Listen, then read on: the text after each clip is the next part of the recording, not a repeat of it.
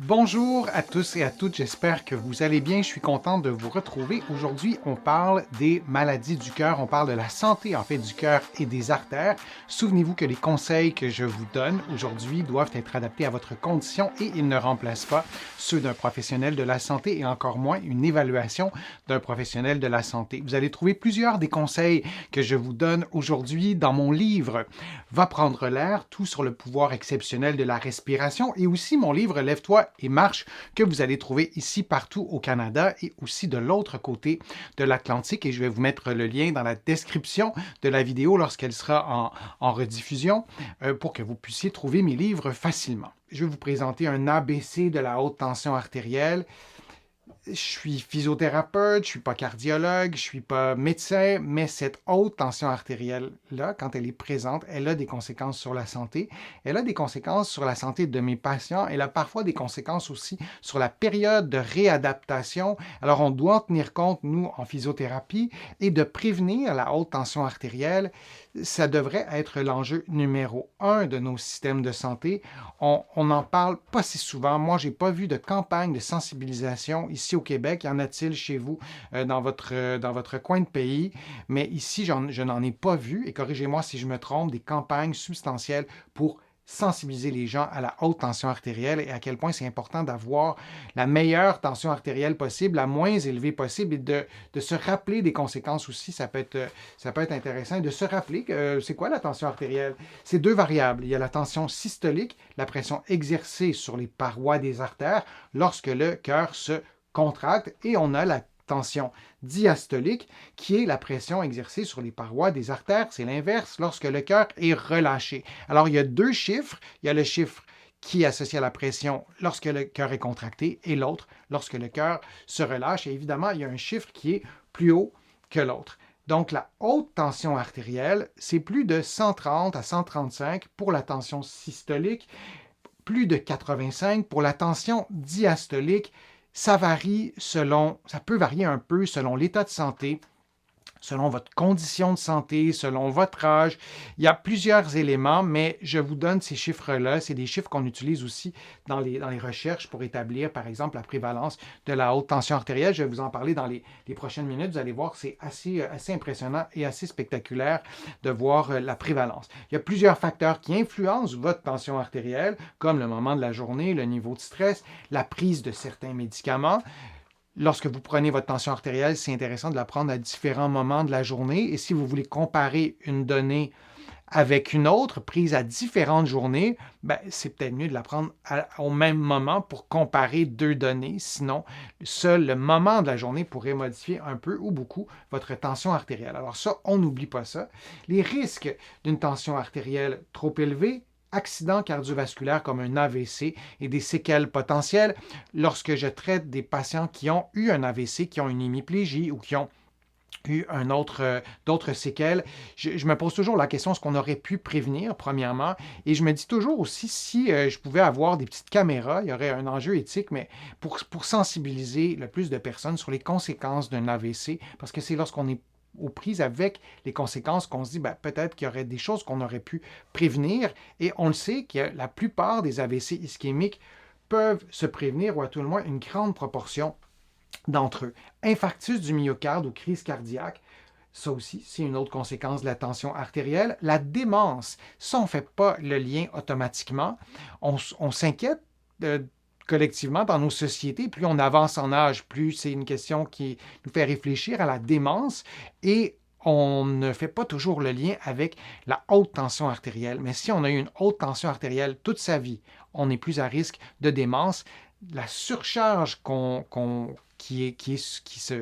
la surcharge sur nos vaisseaux sanguins, elle est là aussi sur les vaisseaux sanguins qui sont à l'intérieur du cerveau, et à la longue, il y a un mauvais état de cette santé artérielle et ça augmente notre risque de démence, entre autres. Ça augmente notre risque de maladie du rein. Ça augmente aussi notre risque de troubles à l'œil comme une rétinopathie.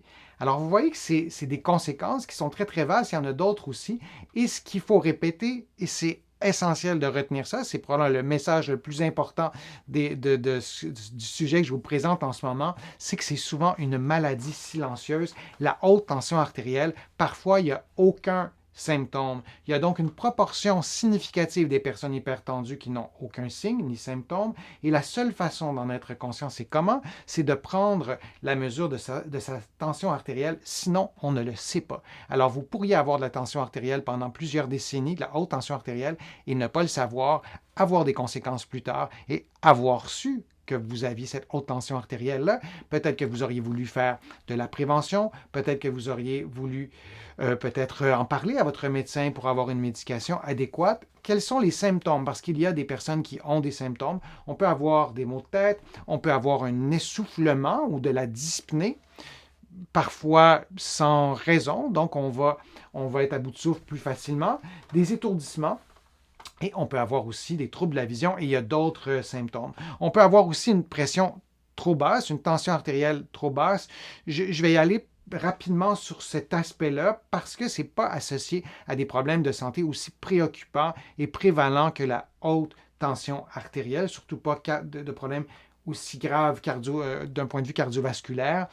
En parler à son médecin si on sent qu'on a des symptômes de basse pression, on se sent faible par exemple, et communiquer tous symptômes associés comme des vertiges, des étourdissements, une sensation de faiblesse comme je le disais, ou une douleur thoracique. Je ne dis pas que c'est complètement anodin et parlez-en pas à personne si vous croyez que vous faites de la basse tension artérielle ou vous l'avez mesurée et elle est très basse. Ce que je dis, c'est que ce n'est pas lié à des problèmes presque à des niveaux épidémiques dans nos sociétés comparativement en lien avec la haute tension artérielle. Donc, je voulais quand même vous en parler, vous glisser quelques mots sur la basse tension. Mais pour ce qui est de la haute tension, lorsqu'on remarque que c'est trop haut, une tension artérielle trop élevée n'est pas une chose à prendre à la légère. Elle exerce un stress continu et prolongé sur le cœur et l'ensemble du système cardiovasculaire et souvent de façon silencieuse. C'est peut-être votre cas et sur les dizaines de milliers de personnes qui vont écouter la rediffusion, il y en a des milliers et des milliers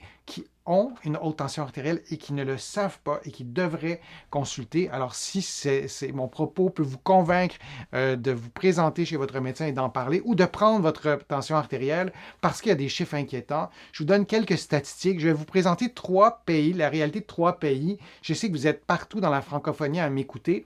Les chiffres se ressemblent peut-être d'un pays à l'autre, mais pour ce qui est du Canada, il y a 25% de la population qui vit avec une haute tension artérielle. Et là, on parle de personnes âgées de 20 à 80 ans.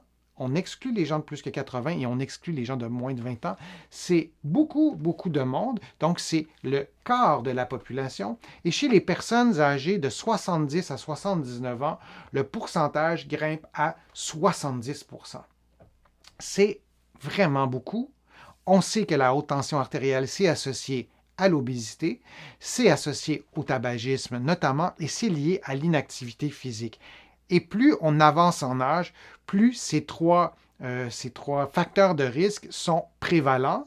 Et donc, on a une augmentation et on a une prévalence dans cette tranche d'âge-là de 70%.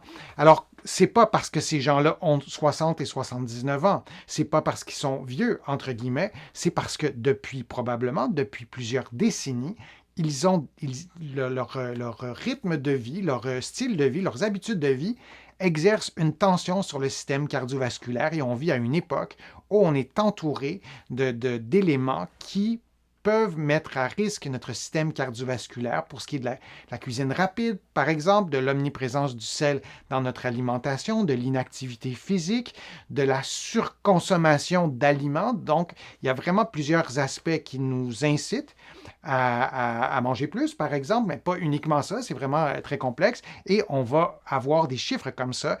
Pratiquement le 3/4 de ce groupe d'âge-là, ici au Canada, en tout cas, ont une haute tension artérielle.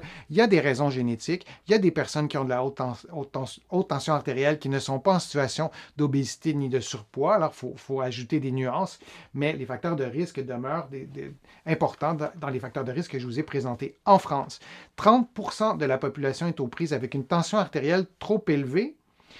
On a, par exemple, et vous allez voir les références de ces statistiques-là sur mon blog, denisfortier.ca, dans mon article qui vous parle de la haute tension artérielle. 30%, ça varie un peu entre les hommes et les femmes, mais là aussi, c'est un chiffre qui est spectaculaire. Et de ces personnes qui ont une haute tension artérielle, oui, seulement une personne sur deux a connaissance de cette situation à haut risque. Quand je vous disais que les dizaines de milliers de personnes qui vont écouter la rediffusion, il y en a un nombre élevé qui ne le savent pas. Et si vous le savez, si vous étiez au courant, ben, il y a des choses peut-être qui seraient faites différemment, ne serait-ce dans le suivi médical. Prenez votre tension artérielle, demandez à quelqu'un autour de vous de prendre votre tension artérielle. Il y a Joël qui pose la question. Un médecin généraliste qui prend la tension de son patient peut-il, en une seule prise de tension qui serait élevée, soupçonner une hypertension artérielle? Ben, chaque cas est différent, mais en général, on ne prendra pas la tension juste une fois. On va avoir un peu de recul. Encore une fois, ça dépend. Parfois, c'est tellement élevé. Parfois, on aura d'autres symptômes associés, mais on veut avoir une évaluation complète. Ici, on a une haute tension artérielle, et je le répète, je ne suis pas médecin, mais on va avoir un bilan sanguin aussi qui va être fait. La haute tension artérielle est associée aussi avec des débalancements, pour le dire très rapidement, qui ont lieu à l'intérieur de notre sang. Alors, il va y avoir un examen complet, mais de prendre la tension artérielle, c'est la première étape et elle sera prise certainement plus qu'une fois pour avoir un suivi, un portrait complet de la situation. Aux États-Unis, 47% de la population est hypertendue. Vous vous imaginez le coût que tout ça a aux États-Unis, en France, au Canada et dans tous les pays pratiquement où on a une prévalence si élevée de l'hypertension.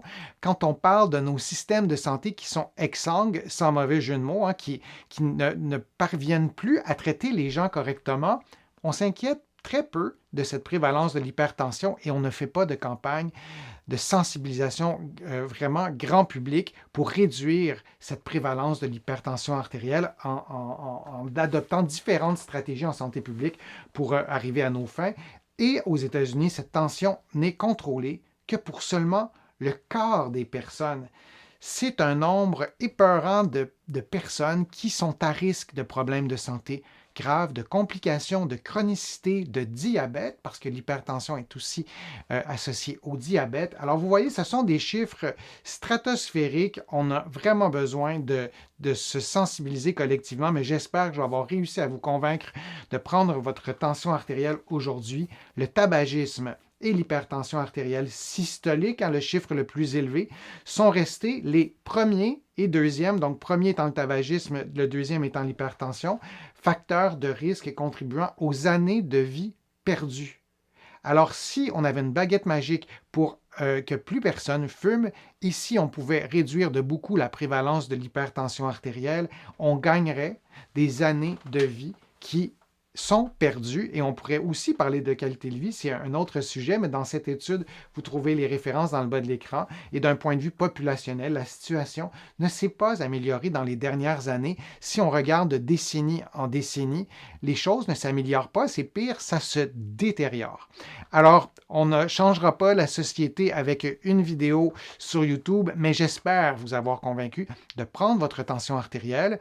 Vous allez trouver sur ma chaîne des astuces aussi pour prévenir la haute tension artérielle, pour mieux contrôler la haute tension artérielle. La science sait ce qu'il faut faire. Alors, parlons de ça, donnons des trucs, des conseils, mais la première étape, c'est de prendre votre tension artérielle. Je vous remercie de votre attention. J'espère que les conseils que je vous ai donnés vous ont été utiles. J'espère que je vous ai convaincu de prendre soin de votre santé cardiovasculaire. Je vous remercie de contribuer à mes plateformes. Vous êtes plusieurs à le faire régulièrement et votre soutien est absolument essentiel à la poursuite de toutes ces productions de contenu que je vous propose sur ma chaîne YouTube. Vous pouvez d'ailleurs vous abonner et sur mon site web. Vous pouvez donc contribuer directement sur YouTube en cliquant sur le petit cœur ou sur mon site web. Il y a différentes façons de contribuer financièrement, mais aussi avec des clics. Je vous explique tout ça dans l'onglet « Contribuer ». Vous allez trouver beaucoup d'informations sur la santé cardiovasculaire sur mon site web. Je vous l'ai déjà donné, l'adresse www.denisfortier.ca. Vous pouvez vous abonner gratuitement à l'infolettre.